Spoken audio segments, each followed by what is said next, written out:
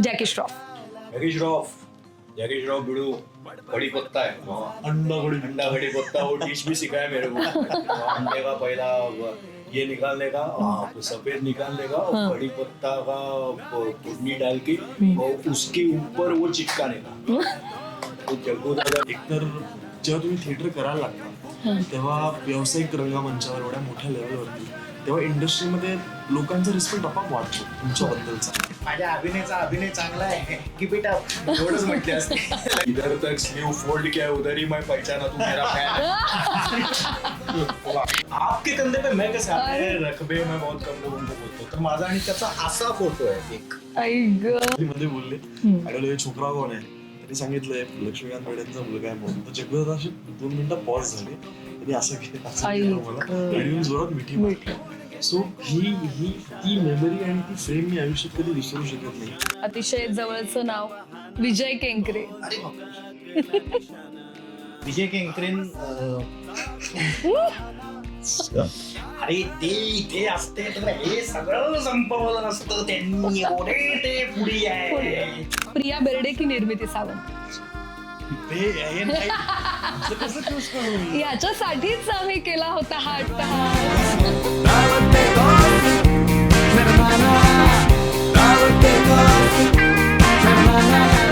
Zen entertainment प्रस्तुत दावते गॉसिपच्या आजच्या ह्या खमंग खुशखुशीत एपिसोडमध्ये मी संजना पाटील पुन्हा एकदा तुम्हा सगळ्यांचं मनपूर्वक स्वागत करते.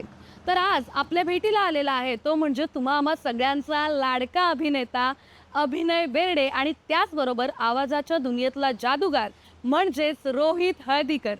कोल्हापूरच्या अस्सल मातीतला अस्सल असा कलाकार.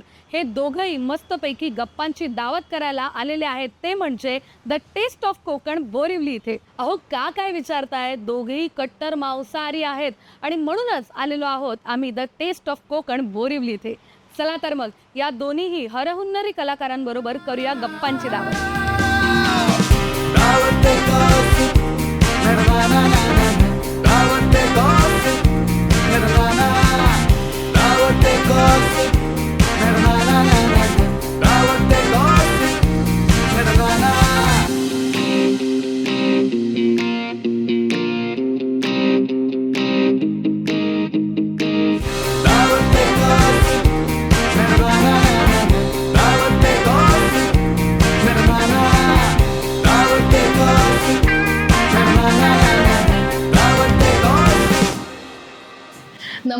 नमस्कार सगळ्यांना. आणि रोहित, अभिनय, तुम्हा दोघांचंही मी मनपूर्वक स्वागत करते दावते गॉसिपच्या माझ्या या आजच्या एपिसोडमध्ये. तुम्हा दोघांनाही कल्पना आहे का आपण कुठे आलोय? आपण मला वाटतं बोरिवलीत. येस. पण आपण बोरिवलीमध्ये द टेस्ट ऑफ कोकण नावाच्या कमाल रेस्टॉरंटमध्ये आलेलो आहोत आणि अर्थातच नॉनव्हेज सी फूडसाठी खूप फेमस आहे. आणि तुम्हाला इथे तुम्हाला जे हवं जे खायचंय ते तुम्ही इथे मागू शकता आणि मस्तपैकी खाता खाता आमच्याशी गप्पा मारणार आहात तुम्ही आणि सगळ्या आपल्या प्रेक्षकांना गॉसिपची दावत देणार आहात.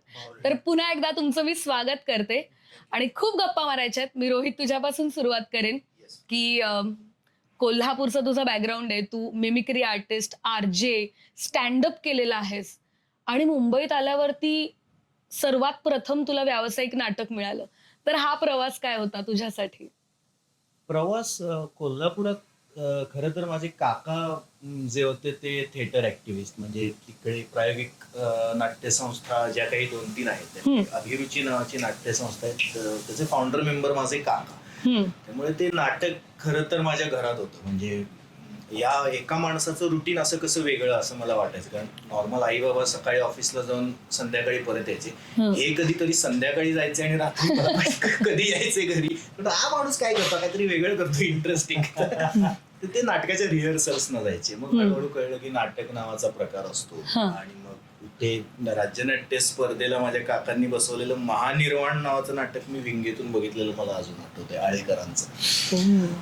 तर म्हटलं की अरे हे काहीतरी भारी आहे, काहीतरी ऑडियन्स बघतोय, टाळ्या वाजवत आहेत, रिस्पॉन्ड करतात, हे काहीतरी ही स्पेस खूप मस्त आहे. तर तेव्हापासून एक असं त्याच्याबद्दल ऑब्सेशन आणि एक अफेक्शन झालं. आणि मग शाळेत एकांकिका स्पर्धा, मग कॉलेजमध्ये इंटर कॉलेज ज्या एकांकिका स्पर्धा असतात, मग एका प्रायोगिक संस्थेत मी जॉईन झालो. मग तिथून राज्य नाट्य स्पर्धा आणि हे सगळं झाल्यानंतर म्हटलं थोडे पैसे कमवूया. मग रेडिओ मिरचीमध्ये मी आरजे म्हणून नोकरी केली 2-2.5 वर्ष. म्हटलं हे पैसे सेव्ह करूया, कारण पुढे आपल्याला मुंबईत जायचं, तिथे उपयोगी येतील. तर मग त्यानंतर मुंबईत आलो 1-2 वर्ष नोकरी केल्यानंतर. आणि मला विजय केंकरे सोडून मला कोणीच माहिती नव्हतं. म्हणजे विजय केंकरेंना पण मी माहिती होतं की संजय हळदीकरचा पुतण्याचं नाटक वगैरे करतो, एवढीच माझी ओळख. तर मी केंकरेंना भेटलो सुरुवातीच्या काळात. विजय केंकरेंबरोबर मी बरेच महिने घालवले, त्यांच्याकडून अनेक गोष्टी शिकायला मिळाल्या. आणि त्यांनी मला पहिलं व्यावसायिक नाटक दिलं, हीच तर प्रेमाची गंमत आहे नावाचं. सुयोगने रिओपन केलं होतं ते नाटक. तर ते अशी ती जर्नी आहे. मला वाटतं मोठा. आणि म्हणजे तू कला क्षेत्रातले सगळेच बारीक बारीक क्षेत्र तू कव्हर केलेस का? म्हणजे मिमिक्री, तू आरजे सुद्धा होतास, स्टँडअप केलंयस तू. आणि म्हणजे हा प्रत्येकाचा बास थोडा थोडा थोडा थोडा वेगळा आहे, पण हे सगळंच तू एक्सप्लोर करत इथपर्यंत आलास. आणि नाही, स्टँडअपचं काय झालं, मी एका पॉईंट नंतर मी ते बंद केलं. म्हणजे काय आपण मिमिक्री करू शकतो हे शाळेत, म्हणजे जी नॉर्मल मिमिक्री करणाऱ्या मुलाची जी सुरुवात असते तशीच माझी पण झाली. की तरी शिक्षकांचा आवाज काढला आणि आवाज बिवाज माझ्या घरी कॅसेट्स खूप आहेत, ऑडिओ कॅसेट्स. जवळजवळ 1000-1200 कॅसेट्स अजून माझ्या कोल्हापूरच्या घरी आहेत. आणि त्या अजूनही टेप रेकॉर्डर मध्ये घालून चालवल्या की चालू होतात. माझे बाबा अजूनही कॅसेट्स ऐकतात. तर त्या सगळ्या कॅसेटच्या गर्दीमध्ये एक ऑडिओ कॅसेट माझ्या घरी होती, म्हणजे पिकनिक के रंग सितारों के संग नावाची, ज्यात सुदेश भोसलेंनी वेगवेगळ्या ऍक्टरच्या आवाजात एक स्टोरी पुढे नेली होती की सगळे ऍक्टर शूटिंगला कंटाळतात आणि पिकनिकला जातात, अशी ती एक कॅसेट आहे पिकनिक. ते युट्यूब वरती पण आहे आता ते. अच्छा. तर ते जेव्हा मी ऐकलं तेव्हा म्हटलं की एक माणूस एवढे आवाज करतो, मग आपल्याला पण जरा थोडंफार ते जमतं. मग कॉलेजमध्ये गेल्यानंतर असतं ना की स्वतः काहीतरी पैसे कमवूया थोडे. मग ते गणपतीत वगैरे ऑर्केस्ट्रा आणि गाण्यांचे शो असायचे, मग ते मला घेऊन जायचे मध्ये मध्ये आयटम करायला. आणि मग काहीतरी एक 500-600 रुपये मिळायचे. तर स्टँडअपची सुरुवात तशी तिथून झाली. कोल्हापूर सोडल्यानंतर मी म्हणजे बंदच केलं, मी नाहीच. म्हणजे माझा आता मिमिक्री हा विषय फक्त माझ्या व्हॉइसिंग पुरता मी मर्यादित ठेवलाय. म्हणजे जे कार्टून्सचे मी सध्या करतो तेवढ्या पुरताच मिमिक्री सध्या मर्यादित ठेवलेली. मला वाटतं प्रवास मोठा आहे आणि अजून किती नाटकांमधून आणि सिनेमांमधून आम्हाला तुला पाहता येईल ह्याची उत्सुकता तर आहेच. आणि नवीन सिनेमाही तुमचा येऊ पाहतोय, त्यामुळे त्याचीही उत्सुकता आहे. मी अभिनयाकडे येईन. अभिनय तुझ्या नावातच अभिनय आहे. आणि अर्थातच लक्ष्मीकांत बेर्डे हे इतकं मोठं नाव तुझ्या पाठीशी असताना मला तुला एक असा प्रश्न विचारायचा आहे की अशा वेळेला ह्या परिस्थितीचा जास्त तुला फायदाच झाला की तोटाही झाला? तोट्याबद्दल मी नाही बोलणार, कारण फायदा जास्त झाला. लक्ष्मीकांत बेर्डेंचं नाव माझ्या पाठीमागे असल्यामुळे एक प्रिव्हिलेज आहे माझ्याकडे. खूप लोकांचं प्रेम, एक्सेप्टन्स, इंडस्ट्रीचं पण आणि लोकांचं खूप लवकर मिळालंय. कारण त्यांच्यावरती ते प्रेम होतं, त्यांची कुठेतरी ब्लेसिंग्स होते, ते मला मिळाले. सो मी स्वतःला खूप प्रिव्हिलेज आणि खूप लकी समजतो की मला ते नाव मला मिळालं. त्याची पुण्याई आजपर्यंत मी, माझी आई, माझी बहीण, अजूनपर्यंत आम्हाला ती पुण्याई मिळते. त्या माणसाचं काम खूप मोठं आहे. त्यामुळे तोटे वगैरे मी नाहीच बोलणार अजिबातच.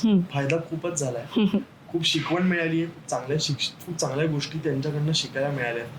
त्यामुळे तोटा असं काहीच नाही. मला तुला हे विचारायला आवडेल की तुझ्या बाबांचे सगळेच सिनेमे तू मला वाटतं बऱ्याचदा पाहिले असशील, लूपवरती पाहिले असशील.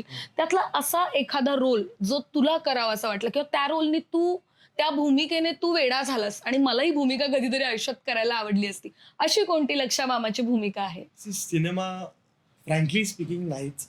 नाटक मला विचारलं तर शांतीचं कार्ट मला करायला 100% आवडेल, खूप आवडेल. कारण ते मी रिपीट वरती सतत बघतो, नेहमी बघतो. आणि ते कार्ट कुठेतरी खूप रिलेट होतं मला.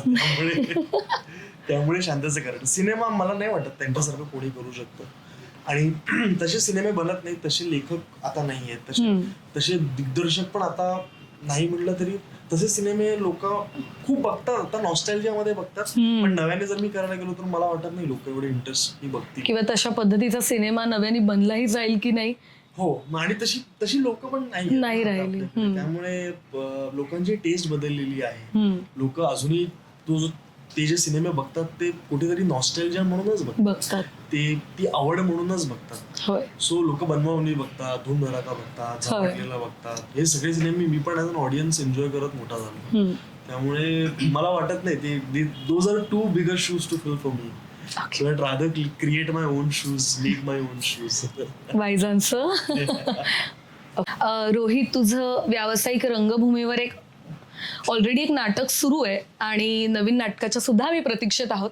पण आतापर्यंत तू नाटकांमधून, सिनेमांमधून काम केलं. तुझ्या सगळ्यात जवळचं पात्र, सगळ्यात जवळची भूमिका कोणती? मी म्हणेन 2 स्पेशल नावाच्या नाटकातली यश भोसले नावाची ती व्यक्तिरेखा होती. कारण ते कुठेतरी जवळ आहे माझ्या, म्हणजे अनेक कारणांसाठी. एकतर ते कॅरेक्टर करताना खूप मजा यायची आणि 2च सहकलाकार होते त्यामध्ये, गिरिजा गोडबोले आणि जितेंद्र जोशी. जवळजवळ मला वाटतं 250 प्रयोग झाले त्या नाटकाचे. आणि त्या नाटकानंतर मला कामं मिळू लागली बेसिकली इंडस्ट्रीत. म्हणजे थोडेफार लोक ओळखू लागले त्या नाटकानंतर. आणि त्या नाटकानंतर कामाची खूप जास्त भरभराट झाली. फिल्म्स मिळायला लागल्या, सिरियल्स मिळायला लागल्या. आणि सगळ्यात महत्वाची गोष्ट म्हणजे जितेंद्र जोशी सारखा माणूस मिळाला मला, जो काय म्हणू मी, काय मोठा भाऊ, इज लाईक फादर फिगर, काय एक्सटेंडेड फॅमिली. म्हणजे त्या रिलेशनला काही नाव नाहीये. म्हणजे मला माहितीये कधी काही झालं किंवा कुठल्याही परिस्थितीत काही झालं तरी माझा पहिला फोन जितेंद्र जोशीला असेल किंवा व्हायसा वर्सा. तर ते आहे म्हणजे एक प्युअर काहीतरी एक रिलेशन जे सध्या खूप कमी होत आहेत अशा गोष्टी. की म्हणतात ना, मरने के बाद कंधा देने को कुछ लोग आते, तो ये 4 लोग आहे. त्यापैकी जितेंद्र जोशी सारखा माणूस. तो म्हणजे काय, मला मेंटॉर ही नाही, गाईड ही नाही, किंवा काय गॉडफादर म्हणतात अशातलाही काही भाग नाही. काहीतरी वेगळ्या नोटवर असलेली आमची मैत्री आहे. तर 2 स्पेशलचं कॉन्ट्रीब्युशन माझ्या आयुष्यात हे आहे की जितेंद्र जोशी सारखा माणूस मला मिळाला या नाटकामुळे. क्या बात आहे. अभिनय, मी तुला विचारेन की आतापर्यंत तू विविध सिनेमांमधून काम केलेलं आहेस. मग आतापर्यंतची तुझी सगळ्यात जास्त आव्हानात्मक भूमिका कोणती होती? आव्हानात्मक माझ्यामध्ये नाटकाची, अज्जीबाई जोराची. कारण तिथे एकतर पहिल्यांदा मी व्यावसायिक नाटक करत होतो. त्याच्यात मी 10 वर्षाच्या मुलाची भूमिका करत होतो. आणि सगळ्यात जास्त या पात्रासोबत मी वेळ घालवलाय. कारण 2 महिने रिहर्सल, त्याच्या पुढे 115-116 शोज, आणि प्रत्येक शो मध्ये काय वेगळं करता येईल, काय चांगलं करता येईल, ह्याचं सतत सातत्याने प्रयत्न. आणि म्हणजे इतकं क्रुशियल झालं होतं ते की मला आयुष्यात जो काही डिसिजन घ्यायचा तो मी प्रयोगाच्या हिशोबानेच घ्यायला लागायचा. थंड नाही पिऊ शकत, हे नाही करू शकत, एनर्जी नटाला हे बघावंच लागतं. कारण कुठेतरी ऐकलं होतं की सचिन तेंडुलकरनी जेव्हा ते खेळत होते तेव्हा त्यांनी आयुष्यातला प्रत्येक डिसिजन या हिशोबानेच घेतलेला की हा डिसिजन माझ्या बॅटिंग वरती कसा अफेक्ट करेल. So I think that level of dedication is what I aspired for. पण हो, कारण या भूमिकेने मला खूप दिलंय. एकतर जेव्हा तुम्ही थिएटर करायला लागता तेव्हा व्यावसायिक रंगमंचावर एवढ्या मोठ्या लेवलवरती, तेव्हा इंडस्ट्रीमध्ये लोकांचा रिस्पेक्ट आपोआप वाढतो तुमच्याबद्दलचा. हे मला अमेय वाघने सांगितलं होतं पहिल्या प्रयोगानंतर. सो त्यामुळे त्या भूमिकेने मला खूप काही दिलंय. माझं पहिलं बेस्ट ऍक्टरचं अवॉर्ड मला दिलंय, अनेक नॉमिनेशन्स मला दिली आहेत. सो ते आयुष्यभर स्पेशल राहील माझ्यासाठी. अजून एक गोष्ट, आजीबाई जोराच्या निमित्ताने तू अशा दिग्गज कलाकारांसोबत खरं तर काम करतोयस, निर्मितीताई आहेत त्यामध्ये.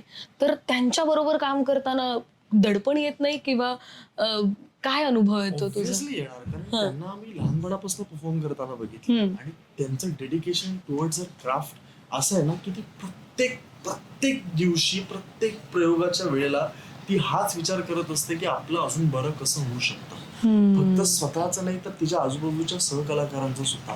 त्यामुळे कुठेच चुकायची, कुठेच कुठे कमी पडायची आपल्याला संधी मिळत नाही. त्यामुळे यापुढे मी कुठलीही भूमिका जेव्हा करेन, कुठलंही नाटक जेव्हा करेन, तर मी हाच विचार करेन की अरे इथे निर्मिती मावशी असते तर तिने मला किती जापलं असतं आणि मी इथे कमी पडलो. सो तो विचार सतत माझ्या back of the mind and that is a blessing that I got from her. आणि आम्ही दोघंही प्रत्येक, कारण आम्ही दोघंच अख्ख्या नाटकामध्ये तुम्ही जर बघितलं तर मोस्टली आम्ही दोघंच एकत्र आहोत सगळीकडे.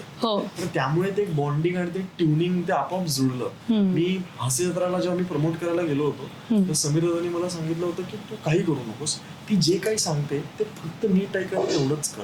आणि मी तेवढंच करत आलो आणि त्या गोष्टीने माझी खूप मदत केली. त्यामुळे ती असो, पुष्कर दादा असो, मुग्धाताई असो, आता अभिजित केळकर ना आमचं नाटक करतोय, वाड्या काका असो, तर ही सगळी जी मंडळी आहेत आणि त्याचबरोबर आमचे लेखक दिग्दर्शक क्षितिज पटवर्धन यांच्या कॉन्ट्रीब्युशन शिवाय माझं काम त्यात काहीच नाही असं मला प्रामाणिकपणे वाटतं. आजीबाई जोरात व्यावसायिक नाटक आणि नाटकाची ओढ आता मला लक्षात आली आहे तुझ्याशी बोलून. रोहित, मी तुला विचारेन, तू कमाल असा मिमिक्री आर्टिस्ट आहेस. जर आजीबाई जोरात नाटक हे लक्ष मामांनी पाहिलं असतं आणि लक्ष मामांनी कौतुक करण्यासाठी जर ते अभिनयाकडे पुढारले असते तर ते कसा संवाद झाला असता त्यांच्यामध्ये, मला खरंच हा ऐकायला आवडेल. खरं तर आजीबाई जोरातची जी सुरुवातीची अनाउन्समेंट तुम्ही होय, होय. ऐकता लक्षा मामांच्या आवाजात आहे. ती मीच केली. म्हणून तुम्ही नाटक पहा. हे पण एखादा संवाद होऊन जाऊ देत की. नाही असं खरं तर बरं नाही वाटत. म्हणजे हे माझ्या अभिनय चांगला आहे, कीप इट अप एवढंच म्हटलं असते. ऍक्च्युली पुरू काकाने खूप इंटरेस्टिंग लिहिलं होतं त्याच्या फेसबुकवरती. तो म्हणाला होता की अनाउन्समेंट होती पहिला मीच दिसतो स्टेजवरती. होय, त्यामुळे काही लक्ष स्वतःच्या मुलाला विंगेतूनच हे करतोय, आशीर्वाद देतोय. देतोय. ते खूप राहिलं होतं लक्षात माझ्या. सो कधी कधी खूप जेव्हा काही काही प्रयोगांना जेव्हा मी काय आजारी पण होतो आधीमध्ये, ती गोष्ट मी इमॅजिन करून बरोबर एनर्जी येते. सो आय थिंक त्यांचा आशीर्वाद आहेच. म्हणजे एवढा सहज मी स्टेजवरती वावरणं माझ्यासाठी खूप डिफिकल्ट असतं, तर त्यांचा आशीर्वाद नसतो तर. सो तुम्ही दोघेही कट्टर नॉन व्हेजिटेरियन आहात किंवा तुम्हाला नॉनव्हेज खूप आवडतं. मी तर कट्टर आहे. हो ना. मी ऍग्री करतो. माझ्या आयुष्यात मी कट्टरपणा अजिबात पाळत नाही, पण नॉनव्हेजच्या बाबतीत नाही. मी खूप फ्लेक्झिबल आहे माझ्या विचारसरणीला घेऊन. अगदीच नॉनव्हेजच्या बाबतीत आय एम एक्स्ट्रीमली कट्टर. आणि म्हणूनच आपण टेस्ट ऑफ कोकणला आलोय. आणि अर्थात इथे अगदीच कोलंबी आणि बोंबील, तेही स्टफ बोंबील, हे मी पहिल्यांदा खाणार आहे बाय द वे. आणि अर्थात तुम्ही याचा प्लीज शुभारंभ करा आणि कसं वाटतं इथलं फूड तेही सांगा आणि आपण खाता खाता मस्त गप्पा करूया. तुमचा अफवा आहे. हो ना. आई ग, तू ऍक्च्युली त्याला कट्टरपणाला बीट करायला तू नाही दॅट इज फाईन. बेसिकली माझी तुला कम्फर्ट. बॅकग्राऊंड कोल्हापूरची असल्यामुळे तिकडे मी बोलणारच होते. सगळे फूडी ना, पण माझी फिशची टेस्ट फार नाही डेव्हलप झाली कधी. पण तिकडे सगळे आम्ही मटन, चिकन, तांबडा पांढरा रस्सा. मी मटण वेडी आहे आणि कोल्हापूरमध्ये गेले होते तेव्हा अगदीच मग काही जागा कुठल्या काही माहिती नाही, अक्षरशः 3 वेळेला मी मटणाचं जेवण तांबडा पांढरा तिथलं स्पेशल खायला 2 दिवसासाठी गेले होते. आणि यार मटण असं होतं ते मटण. मला पण जेव्हा असे क्रेविंग्स होतात, कारण मुंबईत बेसिकली ते तसं मिळत नाही मिळत. आपले कबाब बिबाब आयटम आउटस्टँडिंग मिळतात. हो, पण जेव्हा खूप इच्छा होते तर मी जातो 2 दिवसाचा वेळ काढून, 2 दिवस जे काही खायचं असेल ते कोल्हापुरात खातो आणि परत येतो इकडे. छान. कोल्हापूरचं फूड, पाणी, हवा हे सुदैवाने अजूनही प्युअर आहे. होय होय होय होय, खरंय. माझी आई कोल्हापूरची आहे. करेक्ट. माझा अनेक मामा तिकडे राहतात, अनेक लोक माझे तिकडे राहतात. सो आता मी गोव्याला गेलो होतो आणि गोव्यावरून आम्ही डिटॉर गेला कोल्हापुरात खायला जायचं म्हणून. सकाळची मिसळ, दुपारचा तांबडा पांढरा, संध्याकाळचा परत तांबडा पांढरा. एवढंच खरंय. मटणाचा विषय उगाच निघाला का. नेक्स्ट टाइम आपण एक मटणाची दावत वेगळी करूया. होय होय होय, अगदीच. तुला मगाशी म्हटलं होतं मी, काय खाणार, मटण खाणार का तू. कालच खाल्लंय. अच्छा, कोल्हापूरवरून आलात का. नाही, इथे खाल्लं पण. अच्छा, ओके. मला वाटतं ही दावत चालूच असणार आहे. तर मला रोहित तुला विचारायचंय, जॅकी श्रॉफ आणि तुझी मैत्री कशी काय. आणि आम्हाला प्रश्न पडतो खरंच, कशी, हाव इट हॅपेंड. मी म्हणेन तो त्या माणसाचा मोठेपण आहे. जॅकी दादाचा मी फॅन, म्हणजे त्याचे कोण फॅन नाही. कोण नाहीये मीच खरंच. कोल्हापुरात असल्यापासून म्हणजे मी फिल्म गर्दिश विरदिश परिंदा एवढ्या वेळेला फिल्म्स बघितल्यात. आणि मी जेव्हा मुंबईत आलो तेव्हा म्हणजे माझी पहिली सिरियल होती एका लग्नाची तिसरी गोष्ट नाव. त्यामध्ये शुभाताई काम करायचे, शुभा खोटे. शुभा खोटेंचा 80वा वाढदिवस होता आणि त्या वाढदिवसाची पार्टी बँड्रा वॉटर्स क्लबला ठेवली होती.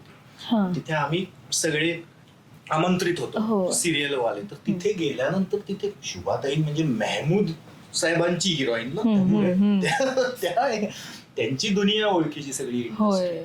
तिथे बरेच लोक आले होते, रणधीर कपूर पासून फरीदा जलाल, हिंदी इंडस्ट्री पण खूप होते. आणि त्या पार्टीमध्ये जॅकी दादा आले होते. तर आमचे जे डीओपी होते कॅमेरामन दीपक अंजारिया, त्यांना माहिती होतं मी फॅन आहे. म्हणाले भेटायचं, मिलने काय का? ऑफकोर्स मिलने काय. जग्गू दादाची भेट वगैरे घडवून दिली, ओळख वगैरे करून दिली. तर म्हणाले हे दादा हे आपका बहुत बडा फॅन आहे. आणि तेव्हा मी हे स्लीव्ह हे असे हे शर्टच घातला होता. जग्गू दादाने असं बघितलं, म्हटलं तू इधर तक स्लीव फोल्ड किया उधर ही मैं पहचाना तू मेरा फॅन. त्या पार्टीमध्ये मी कुणाशीही बोललो नाही. मी फक्त शुभाताई आणि जग्गू दादा माझ्या सोबतच होता. ते इधर आहे किधर घुमलेला, दारू वरू नाही पिता, कुछ खा ये आयटम. खिशातून त्यांनी आणलेले शेंगदाणे दिले मला. ये मेरे घर का आइटम आता है, एक आदमी लेके तो खा टेस्ट कर. आम्ही गप्पा मारू लागलो, गाणी बिणी चालू होती तिथे बॅकग्राऊंडला. ती गाणी ऐकत आणि म्हटलं मैंने आपका ये इंटरव्यू देखा है, वो फिल्म ये फिल्म, और भाई तेरा कितना मालूम है बे, मेरे 12 महीने ही नहीं देखा. तर येते आणि क्रेझी. म्हणजे खांद्यावर वगैरे हात वगैरे, फोटो चाहिए मेरे को, कंधे पे हात रख. आपके कंधे पे मैं कैसे हात रख बे, मैं बहुत कम लोगों को बोलतो. तर माझा आणि त्याचा असा फोटो आहे एक. रोहित फोटो खीच असं म्हणून तो फोटो बिटो काढून घेतला आणि गप्पा बिप्पा मारल्या. आणि जाताना माझ्या कानात म्हणजे कंटी मारायला मेरा नंबर आहे घ्या. हे कसलं कमाल. व्हॉट्सअपवर आहोत कनेक्टेड. ऑल इज वेलचा ट्रेलरही पाठवला त्यांना. ते रिॲक्ट देतात बिडू ते व्हॉइस नोटवर जास्त बोलतात, टाईप करायचा कंटाळा आहे कधी. तर मी तेच म्हणते की हा त्या माणसाचा मोठेपणा. त्यानंतर अनेक वेळेला आम्ही आज मिळते कॅफे मद्रास म्हणून मग माटुंग्याला आम्ही कॉफी प्यायला खायला वगैरे भेटतो. ते काही शेअर करत असतात बऱ्याच गोष्टी. टायगरच्या काही फिल्म्सचे ट्रेलर्स असतील, गाणी असतील तर ते पाठवतात. किंवा अजून एक इंटरेस्टिंग किस्सा आहे. एकदा मी असं जग्गूदादांचं आणि माझं ठरलं की भेटूया म्हणून. हँगिंग गार्डनला आम्ही भेटलो. मस्त मेरा रहने काचं शूट सुरू होतं, म्हणजे सेट पे आजा. तर गेलो तिथे आणि कुठलेतरी फोटो दाखवत होते मला. हे देखील ते एक टोपी घालतात ना.